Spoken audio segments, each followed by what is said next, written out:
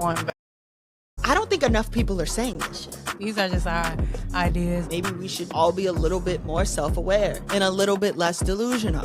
What do we know? What the fuck could we possibly know? Hey, look, get your shit together. But let me stay focused. All right, and welcome back to The Reason They Should Have Never Gave You Niggas Microphones. I'm Lilo. I'm Bitch Shae. And this is Let Me Stay Focused, the podcast. Woo!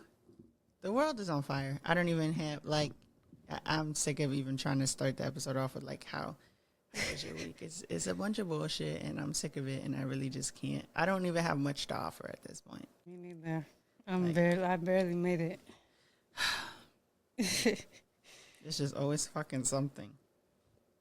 It don't make no fucking sense. But at least you have TV. Yeah. You want to take a guess at what I'm watching? I don't know. Give me a hint. It's like a classic. A classic. Yeah. That could be anything. I know. That's the fun. I'm drawing a blank. It's the Bernie Mac show.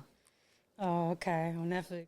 Oh, my God. Is it on Netflix? I was watching it, I think, on Hulu or Tubi or something. Okay. Yeah, I think it's on Hulu, too. That show is so good. I've been meaning to watch it again. Oh, my God. It's so good. It's a shame that his daughter, came forward and was like, he wasn't necessarily like that in real life, but I love that show. Yeah. I just remember, growing up watching it, so I can't believe, time just be flying like that. I can't believe Bernie gone. Right. That's the worst part about it. Damn, Bernie. Bernie was 50. I looked it up. No.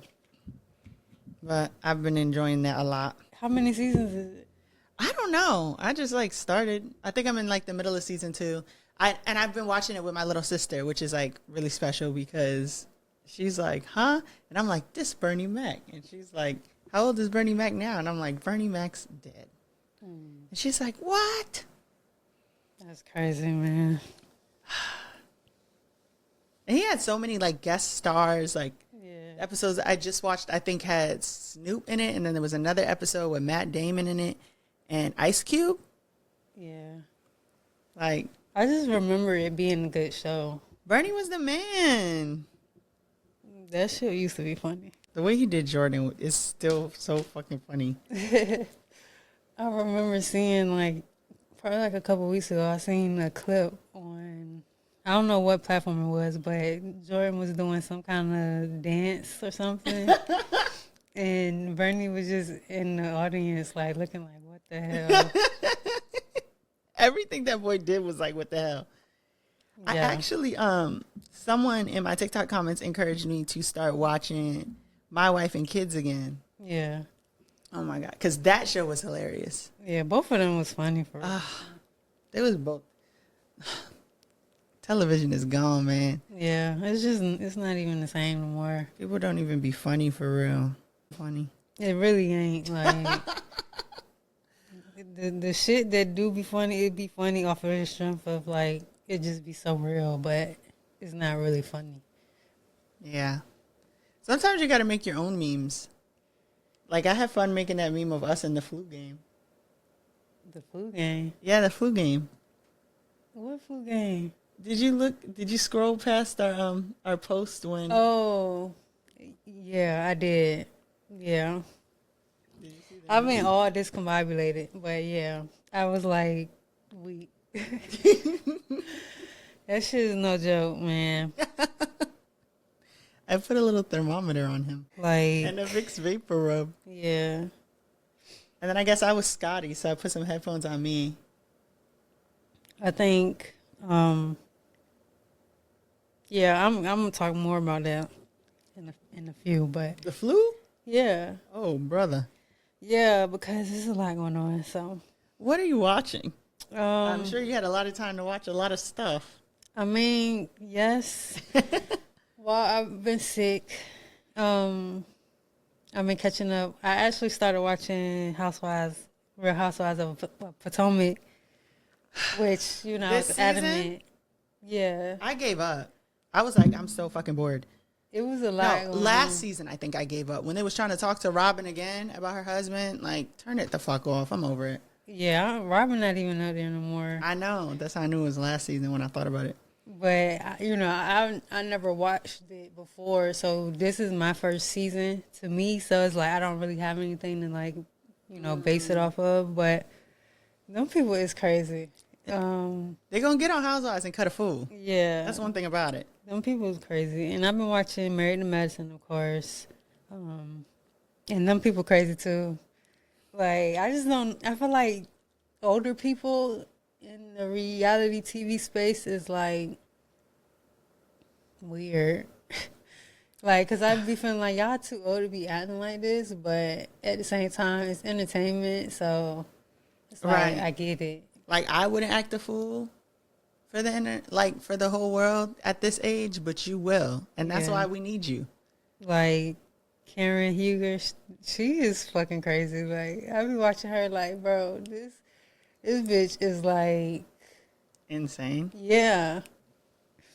And so it's just funny to see how see her interact with everybody and Yeah, because like, what are you doing there, Karen? right, like you are 60 years old. Like, why are you hanging out with these people? I do think that I was going to watch the reunion of Salt Lake, and like an episode of Potomac was ending, and Karen told Giselle that Mia's husband told her husband that Mia was a liar. Yeah, And I'm just like, who the fuck cares? right. Mia is a liar though, but They said she was lying her ass off, but like she was never an interesting character to me. for real. Yeah, like I said, I don't really know much about her, but I do know her storyline for this season was like crazy. She was all over the place. I seen her with the platinum, and I just said, you know what? Some things are better left unknown. Well, yeah, that's what I've been watching. Well, that's good.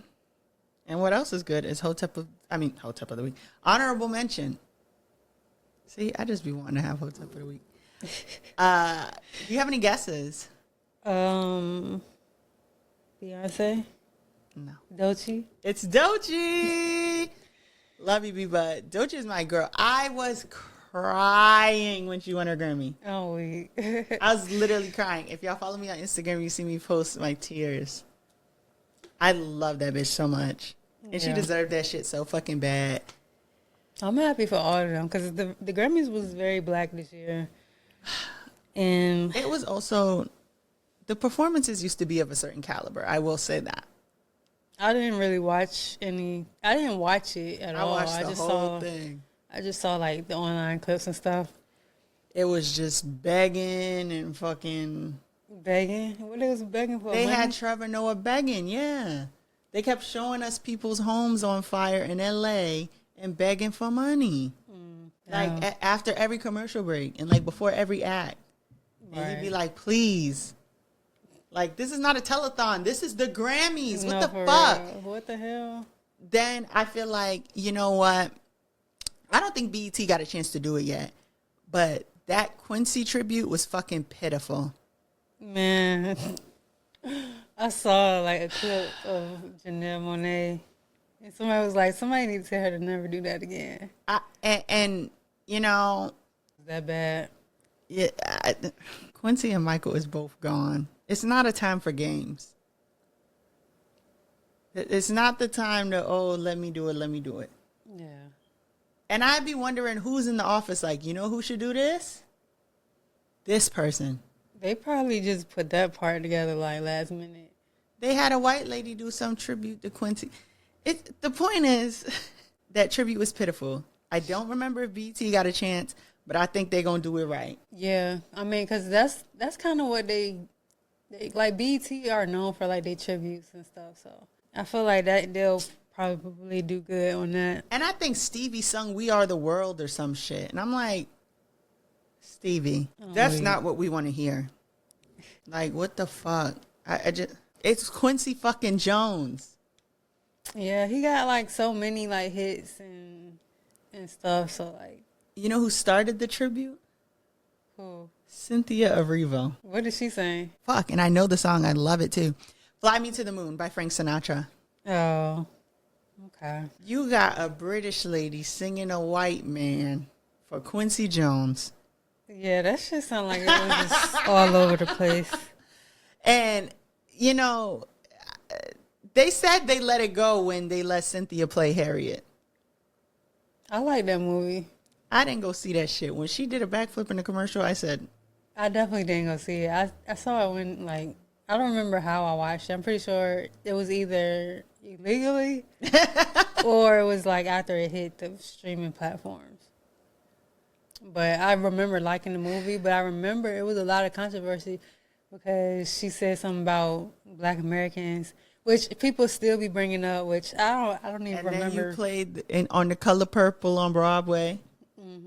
You're showing up every time a Black American dropped dead to play him in the movie. I think she had a change of heart or something. Spot. She must feel differently now. And they was cutting to her and then cutting to Lena Waithe in the audience. Okay, so they is still fucking with each other. I don't know. They wasn't sitting next to each other, but I think they was trying to, the camera people were trying to give us something to work with, but I was in distress. Oh, Because I tried to watch, I don't know what happened. I went to CBS on Sling and I was trying to watch, I'm like, the Grammys. And I clicked, it said the Grammys and I clicked it and it was 60 minutes. So by the time I just made it by the skin of my teeth before it started to watch it on Paramount Plus. And it opened up with some people singing some song about LA. And I said, you know what? There's some white people and then John Legend on the keyboard. And I said, I know how this is going to go. oh wait. But I've made a commitment. Yeah. Well, it sounded like the Grammys were lit. I didn't really watch it, but I did. They see were all the not. clips. They weren't. And so it seemed. That's how it's crazy how social media can make like things seem different than what they actually were. When you have a show that long, you have to give people like performance after fucking performance after fucking performance. It was like Doechii, and then it was like, what about it? Because Sabrina Carpenter went before Doechii. She had a decent performance. Doechii, snooze fest. Shakira, fucking snooze fest. It was a snooze fest, in my opinion. Oh wait. Who else performed? Charlie XCX. She did one of those, I'm in the parking lot of the Grammys and I'm going to come in the building. But her hair was so fucking flat when she walked in the building. I was like, oh my God, that was pre-recorded. Now I'm pissed. This is the Grammys. Yeah. And then she stopped performing. She's like, happy birthday, Julia Fox. And like one of the people dancing in the pile of underwear was Julia Fox. Oh, and then they did this thing where they're like, and, we received a lot of backlash from people like The Weeknd who wanted to cancel the Grammys. But we heard his criticism and we added we're at 13,000 voters and blah, blah, blah, blah, blah. So, ladies and gentlemen, The Weeknd. Right. I did see that. I said, what the fuck? They said, they was like, what do The Weeknd have against the Grammys? Like, they was basically saying, like, he got something on them. Because he's not the first. He's not the first person to like boycott the Grammys or say anything like bad about them. So they had the Devil Pit. I don't know what the fuck that was, and then he brought out who I believe to be Playboy Cardi, even though they never put the light on his face. Oh, I do like they song though.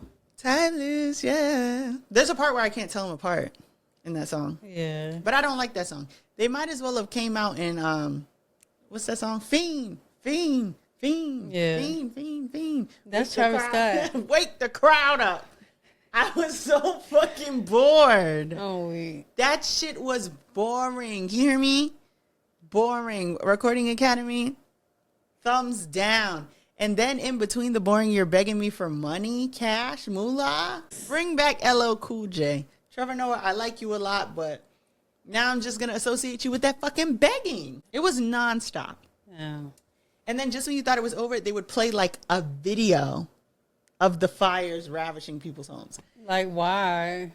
The choirs for We Are the World for Quincy Jones were from 2 schools that burned down. Then you saw who they had present Artist of the Year. The Los Angeles Fire Department. Right. That was like, I didn't understand that, but. Oh my God, everybody's like, the fires. Now, the fires did devastate a lot of people, but the people in that room will be okay. Yeah.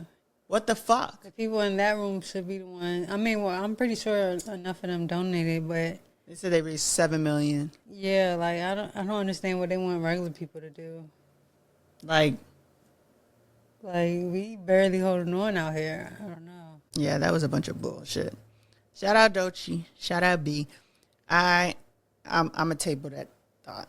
Shout out to them. Definitely well deserved for Doechii and B. Do you feel like this deserved it more than Renaissance? No, I feel like Renaissance deserved it more. Okay. But I feel like she deserved an album of the year Grammy for sure. Yeah. Long overdue. B-Day should have won album of the year. Yeah. I feel like B-Day or Renaissance or Lemonade was a good one. Yeah, like it was so many. Because I feel like Cowboy Carter is kind of like her chill album. You know what I'm saying? Like it's not like I like the album, but it's not really like timeless, you know, for everybody. So, but hey, we got to take the wins where we got them. Yeah. I have Hotep.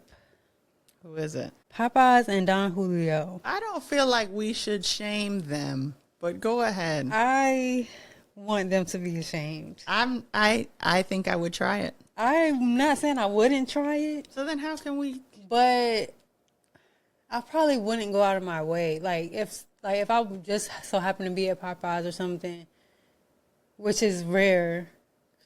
Like I mean, I might try it, but like I just feel like it wasn't needed. You know, I feel like it was very like panderish.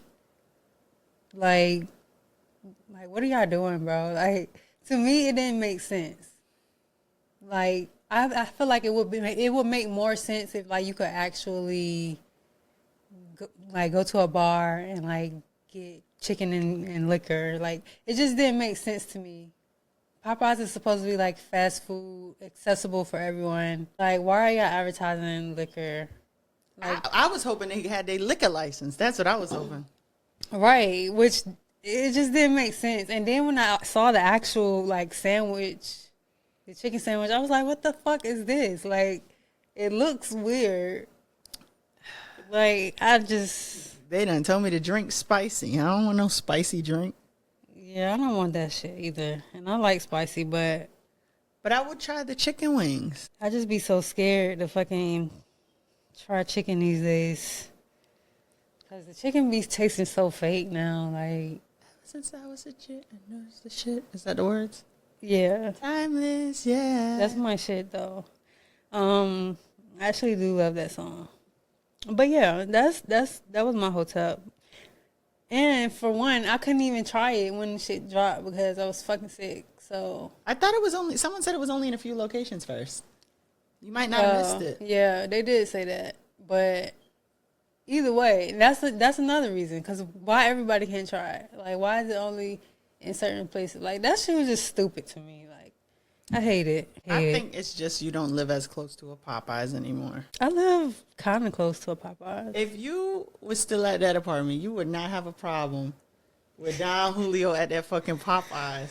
You know. Don't get up here and lie to these people. Because when I was at that apartment, you know, that's when they had dropped that chicken sandwich. Yes. And the fucking line was right around the building. So I didn't get I barely could go there anyway. And then that particular Popeyes always get like driven into. Like a car literally just drives into the building. I have no idea what that's about. Never the Starbucks across the street? They're just driving into the Popeyes. It's never the Starbucks. Like, I don't know what the fuck be going on at Popeyes. But it's all of them. Like, they all just be weird. I ain't never been to a Popeyes where it's just like, this is a cool location. Like, never. There's a Popeyes in the Brockton Mall. I feel like it used to be a Popeyes in a mall here, but not anymore. I don't think. So you agree you wouldn't be speaking down so much if you could access the meal? Yes. And if it's good. So, I don't know. Maybe if I get my hands on it one day, I'll come up here and I'll stand corrected. But until then, fuck y'all Popeyes. I'm trying to get off the Terramana. I know he's a Trump supporter. I just like that shit a lot. Yeah. Just give me some time. Then they gonna release a recipe called the People's Margarita. You get it? Because when The Rock was wrestling, it was the People's Elbow. I'm weak. No, I didn't even know that. I love that. So. I would love to try that though. No, we Margarita. wouldn't. What? I mean, the recipe. Death to MAGA. The recipe. Without the Terramana, maybe some other tequila. Death to MAGA. I can say that because we're not on live. But yes. Kill. No one alive. Murder. We're free. Nigga. Oh, we. We can't get any violations because we're not live streaming this time. Oh, yeah. What was that hold up of the week? Popeyes and Don Julio. No, I didn't mean who was it. I was asking what segment that was. Yeah. Ever since I was I gotta learn some more of the words so I could enjoy it. Do you have any guesses for my lyric? I'm guessing it's a Dolce lyric. Okay, I have. Mother Nature, God, who was Wale become? Told them bitches take a hike. Now we taking nature walks. I ain't trying to make a wife. I ain't trying to make it forced. I ain't trying to let my ego make you be my greatest loss. And what I got from that is, see how niggas will try to deceive, confuse, and lead you astray? Because why you gonna say all that and then slip in there, but I ain't trying to make a wife? Yeah, you see, that's why you gotta pay attention. Like, that's why you gotta wise up. Yeah. Y'all listening to what that nigga's saying. You can't do that. Niggas don't say nothing true. Nothing.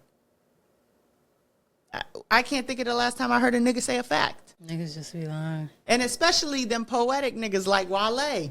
You got to keep your eyes open and your head on a swivel. Because they'll deceive you. Oh, because Wale was at the Washington and Eagles game about to fight somebody. That shit was funny. Was it Wale when Meek was bad off on that stuff and he got on Twitter and he was like, remember when they beat you up at your birthday party and I stepped in? I think that was Wale. Why would he try to fight again then?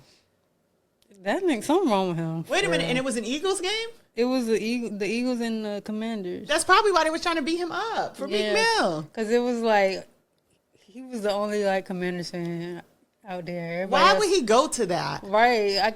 I guess because I don't know if it was in Philly or Washington, but I think it was in Washington. Then there would have been a ton of Commanders fans, unless he went over there fucking with people. Yeah. He was mad because they had lost. Isn't that all they do?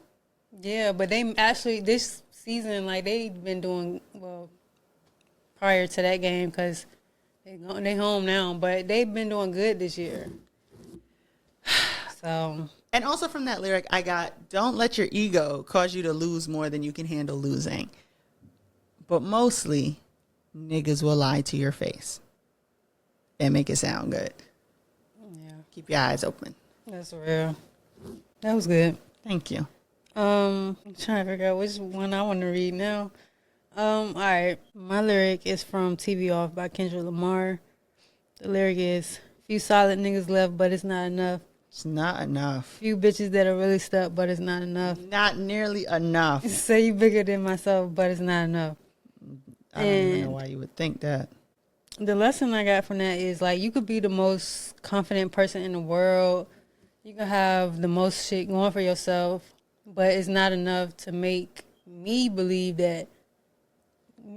not believe in myself. You know what I'm saying? I feel like it's not enough to make me believe that I'm not worthy of the things that I know I should have and deserve. And I feel like that's kind of what he was saying, when he was talking about Drake, yeah, you got you say you bigger than me, but it's really not enough. I get on their ass. Somebody got to do it. Yeah. And, I mean, this is not me, taking shots at Drake either, but it's more so, sometimes you do got to, go against the person who seems the biggest. You know what I'm saying? It was funny when he did it to me. Yeah. Now it's not funny. Yeah, that shit seemed like it's time. I just feel like time is just today's been so weird for me. Because it feels like shit is just so warped. Yeah, and I fucked up the outline. And I just been thinking a lot about the past, but not in the sense of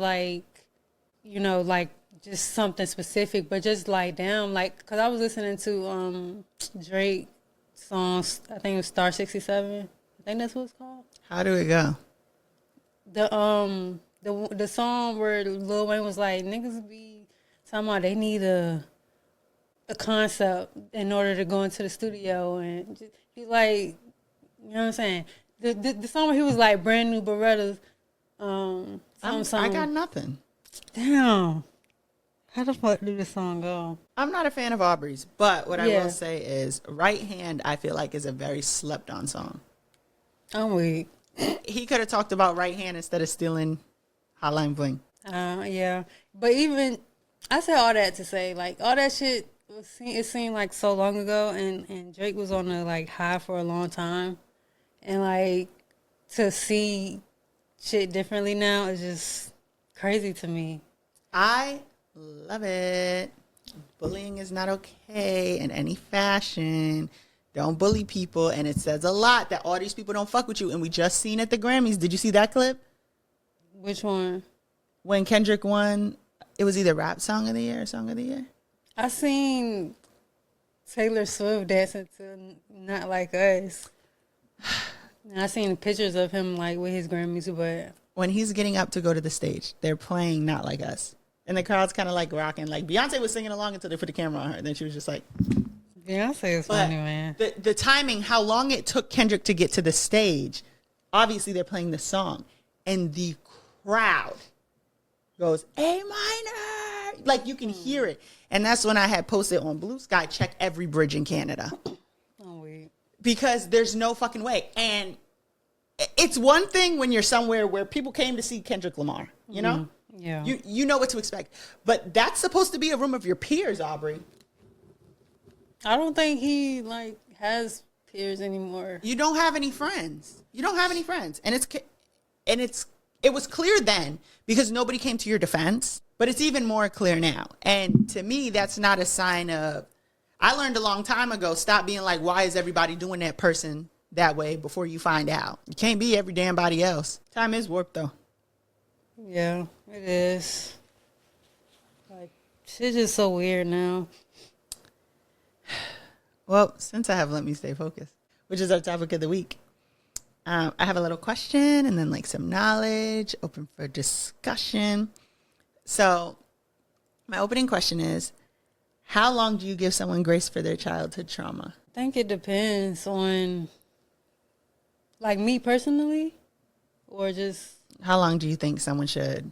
I think it depends on their age, too, because, like, I would say maybe a year or two. I mean, I don't know. That's kind of a hard question to answer. Because me personally, shit, I know my childhood trauma still comes out in ways, and I be wanting grace from people. But at the same time, it's like I'm an adult and I can't expect that. You know what I'm saying? Like, so I mean, I don't know. I don't have like a time frame. I think we get into the age where if you're not gonna do nothing about it, I can't feel bad for you for it. Like, I'm in therapy. So you can throw, you got your shit with you too. Yeah. But I'm not just sitting by and using like every excuse in the book to not be held accountable. Mm-hmm. And I think that's the problem. Like, I feel like in theory, you're supposed to just give grace. Like, there's not supposed to be an end date. However, there's someone on the receiving end of this behavior that person is exhibiting. And how long are they supposed to put up with it? Right. I think people don't have to put up with anything that they don't want to put up with. So if it's like to a point where it's like the person is like, I don't want to do this anymore, they are well within their right to be like, I don't want to deal with you, or I don't want to deal with this. But when I think about like grace, and I think about like childhood trauma, and I think about like somebody who may treat me like,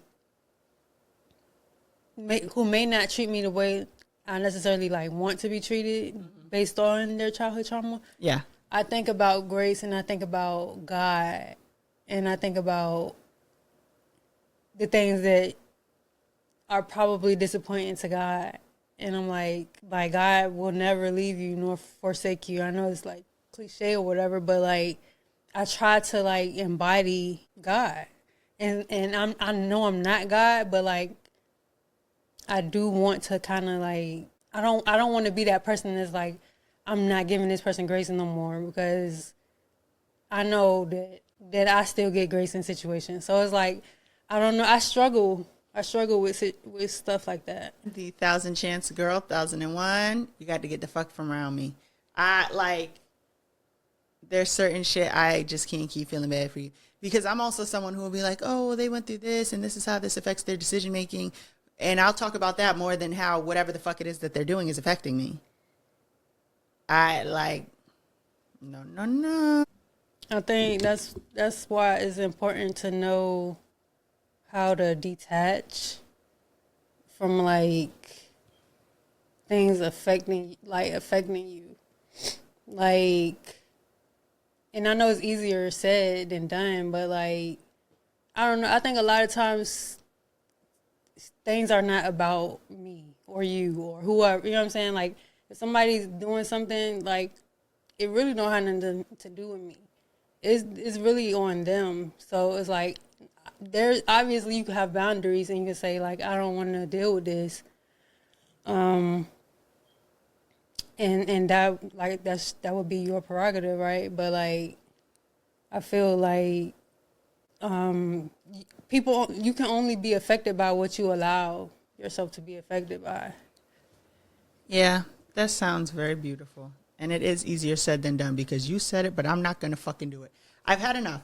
These people, they're going around, everybody's giving the same type of grace and like, oh, separate myself from stuff. Don't take stuff personally. Be impeccable with your word. We're all trying to for agreements our ass out of here. And we're making excuses for people's behavior that they're still exhibiting to other people. I'm starting to realize that a lot of these motherfuckers are not learning your actions have consequences because people are removing them from the consequence. Yeah. Like, knock it the fuck off used to be something you could say to people. I mean, you still can. Oh, I don't give a fuck what you got. Don't act like that over here. I'm serious. I've had enough of this. I really have. I definitely understand. Because I got something for that as well. And I don't think you want it. And what's that? Something. Yeah. I mean, yeah. That's something like I'm actually, like I said, I still struggle. I struggle with like knowing how much grace to give people, and just based off of like it, and it depends on who it is, what it is. Like, it just depends. So I don't really know, like, because it could be certain people. I'm like, yeah, I don't want to deal with you. But if I know I want this person in my life, then I'm more lenient, or I'm more like inclined to like make excuses for them. But they still excuses. Whether they making them, you making them, whoever making them, they're fucking excuses. That's valid. Sick of you niggas, for real. Anyways, Psychology Today says that trauma is not an excuse for perpetuating harm and suffering, nor a get-out-of-jail-free card for causing emotional or physical harm to others. Trauma may help explain why someone is primed to think, feel, behave, or react in certain manners or in certain contexts, but having experienced trauma is by no means a justification for harmful behavior, and no amount of trauma exempts a traumatized person from being held accountable if and when they hurt others. Consider the following examples in individuals, quote unquote, using their trauma in such a way. An adult woman tries to shirk blame for cheating on her devastated partner by stating that she was sexually assaulted in college and that this causes her not to want to get close to any one person. An adult man argues that he cannot possibly be held responsible for emotionally abusing and manipulating women because the abuse he incurred in childhood has trained him to treat women in a heinous manner. A person caught in a web of their own lies tries to distract from the betrayal and harm of their lies and what it has caused by portraying themselves as irreparably broken by trauma and therefore innocently unable to predict the negative outcomes of their lives. A person accused of wrongdoing claims to feel triggered by past traumas anytime they are confronted with their actions so as to avoid accepting responsibility for what they've done. All of these individuals may indeed have been historically wronged, many to the point of feeling destroyed by whatever was done to them. But this does not justify their own destruction, betrayal, use of unwarranted physical force, taking advantage of, or emotional terrorization of others. To utilize trauma as an excuse for harmful behavior is not only to avoid responsibility for one's actions, but also to forestall healing and growth from trauma by clinging to the identity of victimhood. Y'all got to fucking stop. I think... And I realized the other day, because I don't even remember what I was watching, but somebody was on TikTok making an excuse. And I said, girl, and when them people see this, they're going to fuck you up. Because this is, you know, sometimes I get TikToks that only have like 3-4 likes that I see. And I'm like, how did I get in this? Like, this feels personal. And they're not going to give a fuck what you got when they come and fuck you up because you was talking shit on the internet. Yeah. I remember I was in a trio. And one of my friends was talking shit on her Tumblr. And we confronted her. And she was like, that's my safe space. It's about to get unsafe in here. Why is you talking shit about us on the internet? Safe ass. I think, like, people are not, like, you can't force somebody to be accountable, but you can, like, remove yourself. And they can decide whether your removal or, like, you not being in their life is enough for them to be like, damn, I need to change, or damn, I need to work on this. So it's like, I feel like people can only, like, control themselves. You know what I'm saying? Like you said, if you don't want to deal with it, you don't have to. You don't have to deal with it, right? You can literally remove yourself, or you can literally, like, tell the person, like, I'm not dealing with this. And they have the choice on whether they're gonna, you know, get therapy or whatever. Like, their trauma is their responsibility, right? So it's like, I think that's kind of what it all boils down to, is like, does that person feel like they need to be accountable? Because if they don't feel like it, then it's, you know what I'm saying? It don't matter how much grace you give a person. Like, it don't really matter how much you are, like.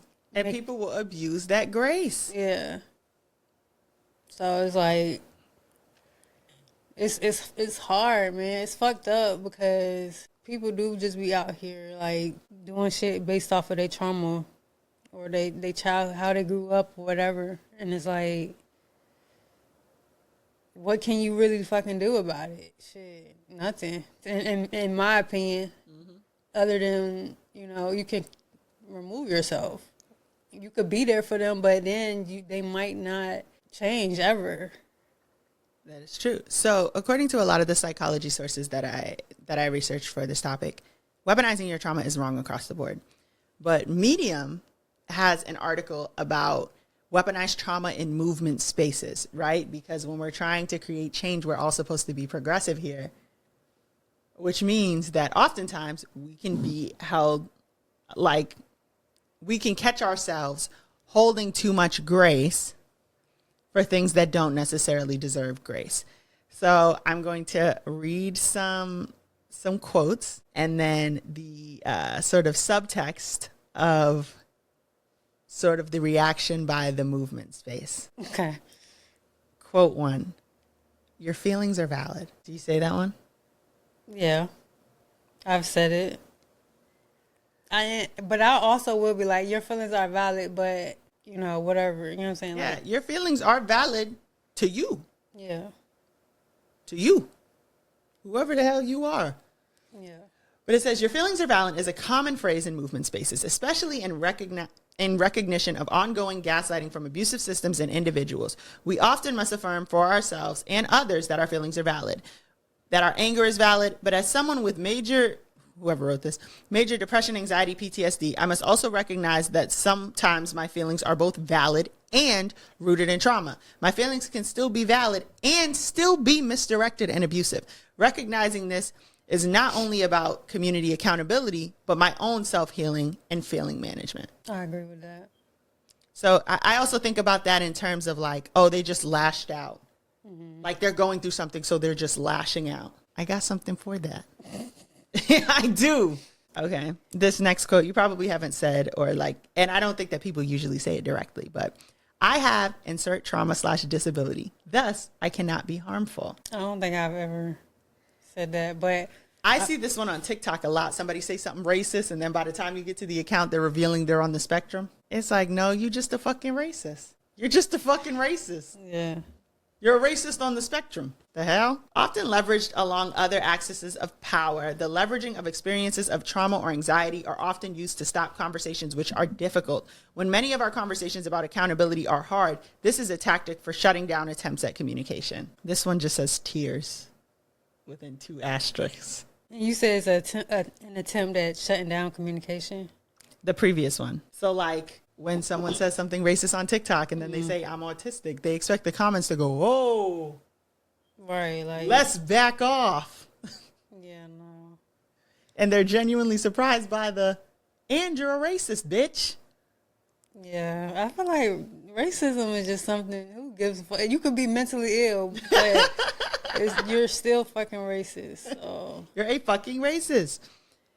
Okay, tears. This one is particularly effective when used by white women. Crying in response to call-ins around abusive behavior can diffuse attempts at building community or holding each other accountable. We must manage to hold spaces for tears and then work past that moment to ensure that harm is addressed. Tears, that's a crazy one. I mean, it is mostly used by white women, but I don't know. I don't know how I feel about that one because it can be manipulative sometimes. Like, yeah, I think this is in the context of an article that was written about weaponizing trauma or disabilities. So I think if you're crying in hopes that everyone will shut the fuck up, yeah, and you can get away unscathed yet again, perhaps you start crying and say, this is between me and my therapist, and then you throw money down at the table at a restaurant I'm sitting at, and then you run out. And I'm like, I still have something to say. You're manipulating. Like, you started crying with the hopes that I wouldn't say what I got to say. yeah, And it must be motherfucking said. yeah. I'm sorry I did insert abusive behavior because of my disability and trauma. I'm looking in the camera. I mean, I don't know. I don't know how I feel about that. Because I feel like you saying sorry, right? It's like, I mean, I guess you could just leave it at that, right? Like a moth drawn to a flame. You seem like you will fall for a lot of these. I mean, I feel like I have. Like if it's a person where, like I said, like if it's a person where I'm like, damn. And I really don't fall for a lot of shit when it comes to people, but when it comes to like somebody like I love, yeah, like, I can see it in your face. You're like, I'm oh, like, but they would have said. I'm like, damn. I mean, I'm very, very easy to. I don't want to say manipulate because I be knowing, like I could still be aware, but I still will like let shit like. I'll let you have it just off the strength of like yeah, you trying to manipulate me now. Like, all right, great. Yeah. Okay, so this says saying sorry is a good first step. It establishes that you've realized you've caused some harm. But if the conversation stops at an apology without efforts to manage harmful reactions or develop care plans, in parentheses, networks of support and mechanisms to safely express emotions to support healthy future interactions, then it becomes a pass to continue abusive behaviors. Yeah, if you're not like actually changing anything, what's the point in apologizing? I mean, I don't know. It is not even just other people too, because I feel like some of this shit I do too. But not in the sense of like I'm blaming it on I don't have not to my knowledge, but like I might apologize for something and do it again, and I mean it's manipulative, but I'm not necessarily intentionally doing it, so I don't know. My mom used to make us say sorry means you're not going to do it again. So that's why I don't be saying sorry, because I'd be like, and I'll do it again. Yeah, but if I really feel like I'm like justified or like I feel like I didn't really do nothing wrong, like I won't apologize. I hold you accountable for your actions, but you can't hold me accountable for mine. That's bullshit. Trauma and mental illness do not abdicate you from responsibility for your relationships with others. Instead, it means that we have to think about how accountability must fluctuate and how we can hold ourselves accountable within our communities. I feel like if you can hold me accountable, I should be able to hold you accountable. Like if you tell me like, oh, you did this, and it made me feel this way, I should be able to do the same thing. Yeah, but I'm traumatized. And you bringing it up to me is re-traumatizing me. Yeah, I don't care.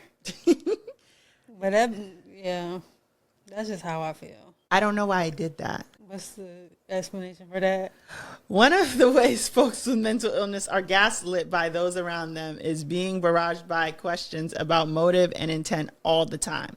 One way of building a responsible, accountable relationship within our movement spaces is not to ask why someone did something abusive, but to manage the reactions which are harmful and build connections which allow someone to explore their trauma. So not necessarily why did you do this, but you better not do that shit again, or I'm going to have something for you.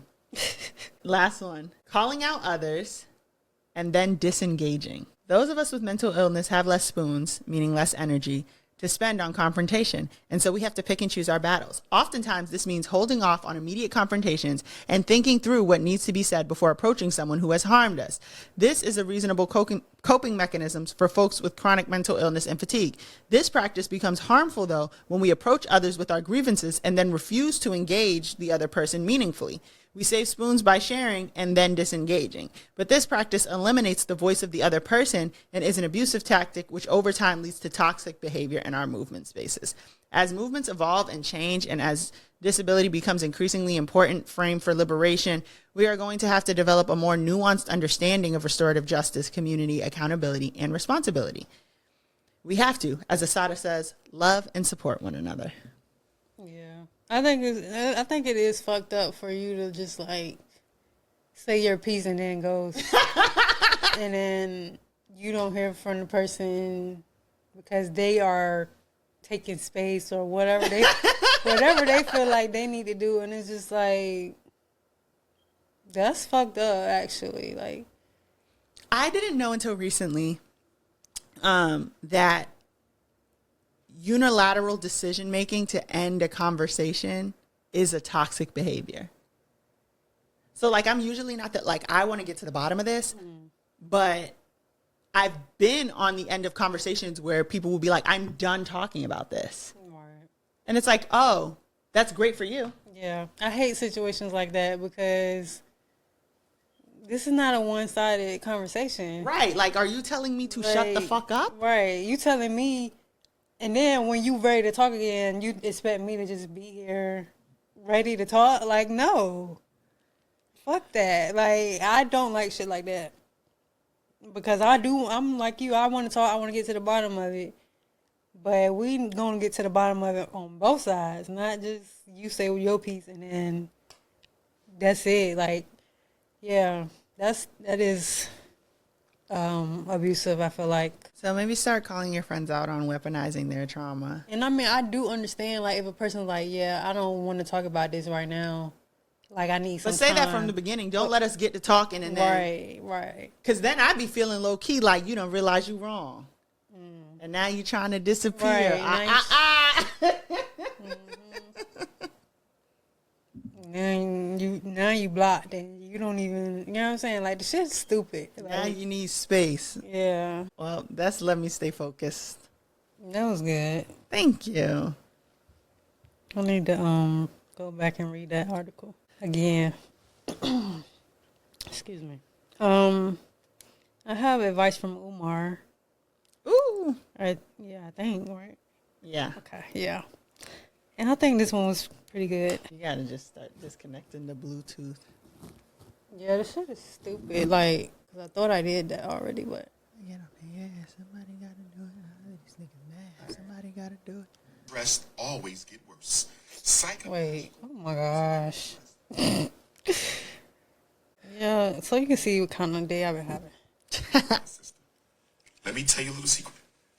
Emotional problems unaddressed always get worse. Psychological problems unaddressed always get worse. Relationship problems unaddressed always get worse. You need out. I feel like that was pretty That was so good. on point with the topic. But yeah, if a person is not addressing the shit they doing wrong, or if you feel like you was wronged by a person and the person is not addressing that, then remove yourself. Like, because they're probably not gonna get better. They're not shit not gonna change. You need out, like Dr. Umar said.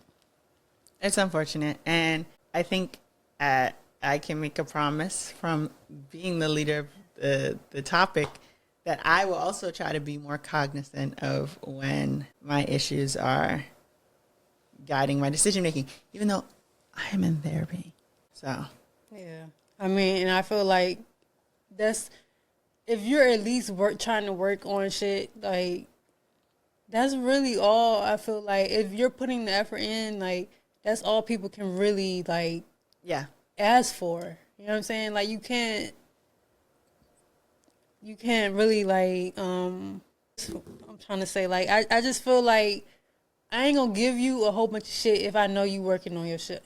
Yeah. You know what I'm saying? But if you can articulate the problem but you're not doing anything about it, yeah, that's weaponizing trauma. Well, don't do that. And don't be a hating ass bitch during the break. This has been another episode of Let Me Stay Focused, the podcast. We'll fuck with you on the next one. Peace. Bye. Another episode of Let Me Stay Focused. Don't be a hating ass bitch during the break. Peace. Bye.